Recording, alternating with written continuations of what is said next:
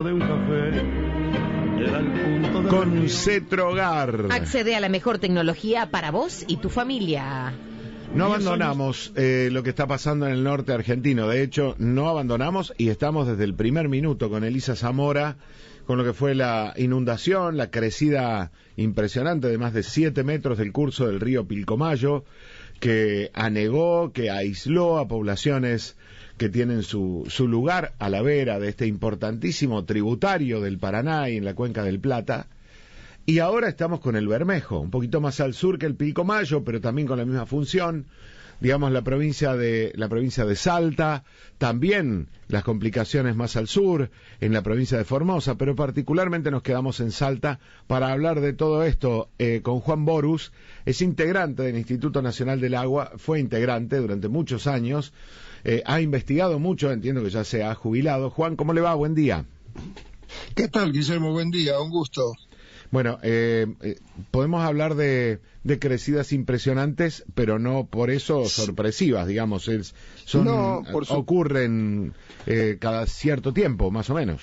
Los ríos Pilcomayo y Bermejo, que tienen parámetros en común, digamos, son ríos muy estacionales, que, digamos, tienen las lluvias distribuidas a lo largo del año bien definidas. Es razonable esperar en el verano, fin del verano, principio del otoño, esperar una crecida. En ese sentido no debería sorprender, y además meteorológicamente se tiene un seguimiento muy bueno de toda la región. Las intensidades de lluvia son más difíciles de predefinir o precalcular, digamos, pero en términos generales es una situación hidrometeorológica en las cuencas de Bermejo y Pilcomayo que está bien sabida, está bien abordada. El Pilcomayo tiene una comisión nacional, una comisión trinacional para el desarrollo de la cuenca del río Pilcomayo, y el río Bermejo tiene la comisión del río Bermejo de muy intenso trabajo desde hace muchos años. Ambos organismos tienen bastante claro cómo funciona. Crecidas como estas, como las que estamos viendo, son crecidas, se los puede tildar casi como de ordinarias, ambas. Tanto la del Pilcomayo como la del Bermejo eventualmente pueden alcanzar magnitudes significativas, pero tienen un desarrollo que es medianamente esperable.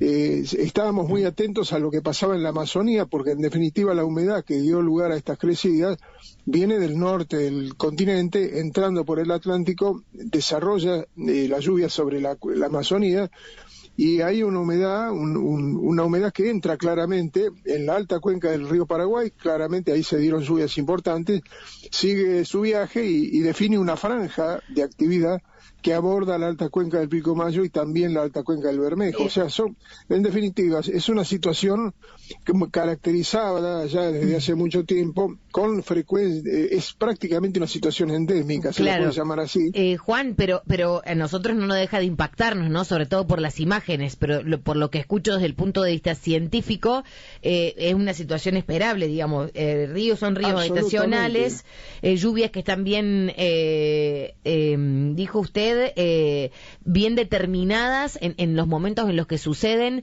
¿La gente también está así acostumbrada, la gente que vive en la zona? La gente que vive en la zona, el ribereño en general, del río Pilcomayo especialmente, y del Bermejo también, de muchas zonas del Bermejo, conoce perfectamente la dinámica fluvial, la conoce, sabe que esto puede pasar, e inclusive puede pasar con frecuencia. Si nos interesa atender a esa gente, hay dos cosas que se pueden hacer. Una, retomar el análisis del ordenamiento territorial, que hay mucho para hacer en ese sentido. En segundo lugar, establecer mecánicas de atención social, que siempre hay también muchísimo que hacer, que es un tema dificilísimo y que requiere un abordaje multidisciplinario con antropólogos y con gente de ese tipo de disciplinas, y a su vez además hacer eventualmente en algunos tramos de ruta, hacer el alteo que es necesario para que no haya corte al acceso de las poblaciones. Pero, insisto, estamos ante un problema que es endémico y que el ser humano no lo va a poder modificar, porque tenemos la frecuencia, con frecuencia vamos a tener precipitaciones intensas sobre la cuenca, y con este resultado. El ser humano lo que puede hacer con obras de ingeniería son obras de infraestructura. son diques, son embalses, son entubamientos, que podrían hacerse más en estos cursos de agua, también para aprovechar el recurso en épocas de sequía.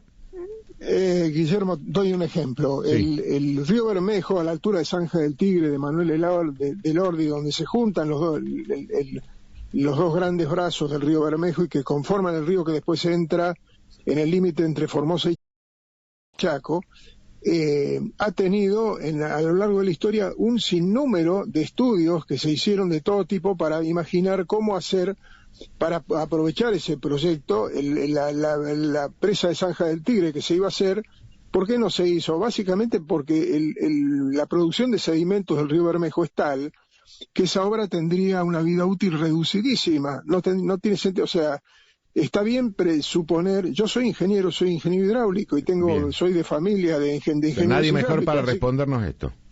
Claro, por lo tanto, pensar en que al río Bermejo a esta altura del partido lo vamos a domar con obras hidráulicas de gran porte, yo creo que a esta altura ya no tiene gollete, digamos, no tiene sentido. Pero igualmente hemos aprendido mucho, somos hijos del rigor, hemos aprendido de las lecciones que se han dado en función de las crecidas y de los impactos como este, y hay mucho para hacer en términos, insisto, de ordenamiento territorial y de acciones no estructurales que tienen que ver con la atención de la sociedad, y para lo cual significa conocer la sociedad, conocer al ribereño del Pilcomayo, y conocer cuáles son sus necesidades mucho antes de la crecida. Es decir, la crecida es un evento, sí puede ocurrir cada tanto, pero esa gente tiene un requerimiento de atención que va mucho más allá de cualquier evento, ¿no? Eso es importante decirlo. Juan, la sumamos a Elisa Zamora, es nuestra periodista en el norte, viene siguiendo para Cadena 3 este tema durante todos estos días. Elisa, buen día. ¿Qué tal? Muy buenos días, Agus, muy buenos días, ¿cómo le va? Una pregunta que subyace y es el pedido de las comunidades e incluso de algunos funcionarios provinciales, ¿no? Es el encauzamiento, por ejemplo, del río Bermejo. ¿Es factible ese encauzamiento? ¿Duraría en el tiempo? ¿Formó parte de la Comisión Regional del río Bermejo, la Coreve, cuando diseña ese plan de aprovechamiento múltiple del río Bermejo? Es una posibilidad, pero es un recurso limitado, absolutamente limitado, porque el río Bermejo todavía tiene en su alta cuenca una gran dinámica por mostrar, digamos. El río Bermejo está muy lejos de estar estabilizado y significa que la producción de sedimentos hace que en el tramo que uno quiera canalizar o quiera encauzar, el resultado va a ser negativo. El río va a terminar mostrando su línea, lo que él quiere mostrar, digamos. Va a tomar posesión de sus tierras, como se suele decir, ¿no? Por lo tanto, eso es algo que los ingenieros hidráulicos hemos aprendido a lo largo de la historia en muchos lugares del mundo, y me parece que hay que tener cautela en ese sentido, esperar que con obras hidráulicas se resuelva el problema, resuelva en todo lo que significa la palabra resolver, ¿no? En toda su extensión. Es ilusorio, realmente no es esa. Hay que aprender a convivir con el río tal como es y tal como se ha mostrado a lo largo de décadas. Esa es la realidad. Sobran los ejemplos, Juan, de pequeños cauces, de pequeños arroyos que les han corrido su curso para establecer algo, y en algún momento ese pequeño arroyo se transforma por una lluvia en un gran río que vuelve a donde estaba. Pero sobran los ejemplos en Córdoba, en cualquier rincón del país. Por eso esa expresión del río cada tanto toma posesión de sus tierras es extensivo tanto al río Paraná como al río Háchal o como al río Pilcomayo. Es decir, es así. Lo primero que tiene que hacer un ingeniero hidráulico es aprender a conocer el río como tal, como está. Es decir, y respetarlo. Y respetarlo. En la medida que se lo respete, bueno, las cosas van a andar mejor. O por lo menos vamos a saber apalear mejor situaciones extremas como las que estamos viviendo. Gracias, Juan, por sumarse a la mesa de café de Siempre Juntos. Ha sido muy claro, sobre todo cuando uno ve las imágenes, lo que le decíamos hace un ratito, es impactante, es muy impactante, pero al menos a nosotros no nos ha dejado de sorprender la respuesta. No hay mucho para hacer, sí, el reordenamiento de dónde territorialmente, de dónde se van asentando las distintas personas, esa es una cuestión, pero sobre el río hay muy poco para hacer. Sí, tal cual. Sobre el río yo diría que es cuestión de medir, porque necesitamos medir, seguir midiendo. Significa mantener las redes de medición, pero no pretender modificar el río tal como es. Gracias, Juan. Elisa, vamos cerrando esta mesa de café con la actualización de lo que está pasando a esta hora. Ay, por Dios, cuántas preguntas más quedan, como por ejemplo saber qué incidencia tienen en este río tan salvaje como el Bermejo, la tala de árboles, ¿no? Para saber si es que cada vez son más los daños por los sedimentos tan altos, los más altos del mundo que tiene, los daños sociales y económicos y ambientales como los que hoy sufren los pobladores aislados en Rivadavia Banda Norte, en Rivadavia Banda Sur y por el Pilcomayo también en Santa Victoria Este. Hoy sigue el pedido, ya clamor, de las comunidades de Rivadavia Banda Norte y Banda Sur de alimentos, porque tienen hambre. No tienen que comer. Y la lluvia retrasan, según el gobierno, la conducción de alimentos vía aérea hacia esos territorios. Por ahora están en Santa Victoria Este.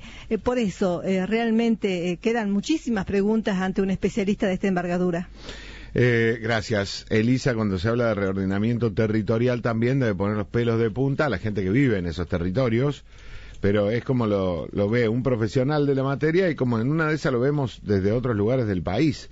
Cómo reordenar territorialmente para que esa gente no sufra las consecuencias del río Bravo. Gracias, Elisa. Fue la mesa de café en Siempre Juntos. La mesa de un café era el